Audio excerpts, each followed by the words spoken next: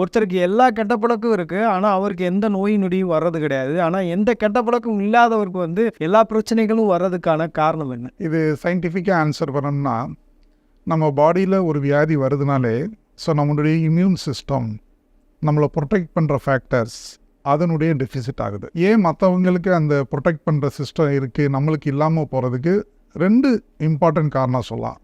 சிலது வந்து இன்ஹெரிட்டடு, பாரம்பரியம். நம்ம பேரண்ட்ஸ்கிட்டேருந்து வரக்கூடிய நல்ல ஜீன்ஸ் நம்மளுக்கு வரும், நம்மகிட்டருந்து அடுத்த ஜீன் அந்த இது போகிறதாகும்.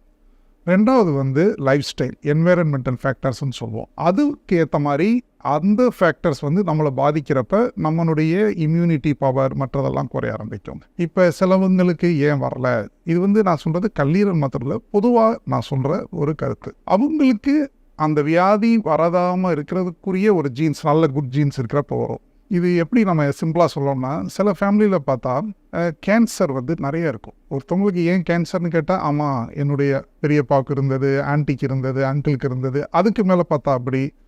இது வந்து ஹெரிடிட்டரி. அந்த மாதிரி சில ஒரே கேன்சராக இருக்காது. ஒருத்தவங்களுக்கு பிரஸ்ட் கேன்சர் வந்திருக்கலாம், ஒருத்தவங்களுக்கு குடலில் கேன்சர் வந்திருக்கலாம், வயிற்றில் கேன்சர் வந்திருக்கலாம். ஆனால் பார்த்தா ஹிஸ்ட்ரி கேட்டால் ஆனால் சில ஃபேமிலியில் பார்த்தா யாருக்குமே கேன்சர் இருக்காது. அவங்க ஃபேமிலியில் அப்பா வகையிலையும் இருக்காது, அம்மா வகையிலையும் இருக்காது. அது மெட்டர்னல். இதற்கெல்லாம் காரணம் சில ஜீன்ஸ். இது ஒரு வகை. சொல்ல வந்தது நம்மளுடைய பாடியினுடைய சிஸ்டம், இம்யூன். 2வது வந்து லைஃப் ஸ்டைல்.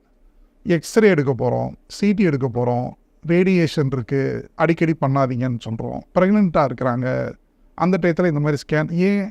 இது வந்து ஒரு ரேஸ். அந்த ரேஸ்னால் நம்மளுக்கு என்னதான் ப்ரொடெக்டிவ் பாடி இம்யூன் சிஸ்டம் ஜீன்ஸ் இருந்தாலும், என்வைரன்மெண்ட்டில் எது சேஞ்சஸ் நடந்தாலும் அது நம்மளை பாதிக்கிறப்ப அந்த ஜீன் வீக் ஆகுது. இதே மாதிரி தான் நிறைய ஃபேக்டர்ஸ். சன்லைட்டினுடைய சிலது பாசிட்டிவ் ஃபேக்டர்ஸ்லாம் சொல்லுவோம். சன்லைட் வர்றது, எக்ஸசைஸ் பண்ணுறது, டயட், நல்ல டயட் எடுக்கிறது. இப்போ வந்து பெஸ்டிசைடுனால ஃபுட் பாய்சன். லைஃப் ஸ்டைல், நம்மளுடைய ஜங்க் ஃபுட் சாப்பிடாதீங்கன்றது. ஏன்? இதெல்லாம் வியாதி வரும்னு நம்மளுக்கு என்னதான் ஹெல்த்தி ஜீன் இருந்தாலும் வரும்.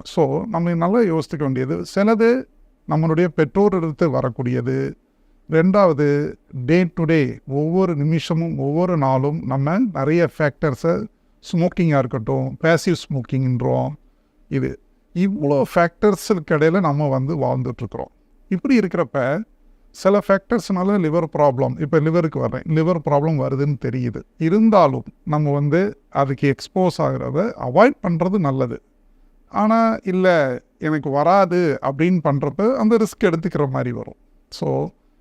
சிலவங்களுக்கு நிறைய ஃபேமிலிக்கு வியாதி இல்லாத மாதிரி இருக்கும். ஆனால் அதுக்குன்னு எல்லா வியாதியும் அந்த ஃபேமிலிக்கு இல்லாமல், அவங்களுக்கு டயபெட்டிஸ் இருக்கலாம், கொலஸ்ட்ரால் இருக்கலாம். சின்ன வயசுலேயே 30 இயர்ஸ்லேயே நான் நிறைய பேருக்கு கொலஸ்ட்ரால் பார்க்குறேன். பார்த்தா ஜீன்ஸு சேஞ்சஸ். ஏன்?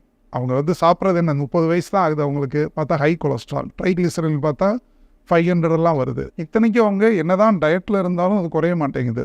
ஏன் குறைய மாட்டேங்குது? இந்த ஜீன்ஸ்.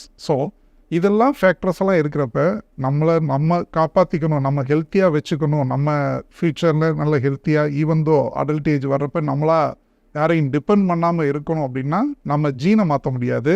இந்த லைஃப் ஸ்டைலை, என்வைரன்மெண்ட்டுக்கு நம்ம தெரிஞ்சு அதுக்கேற்ற மாதிரி போகிறது நல்லது.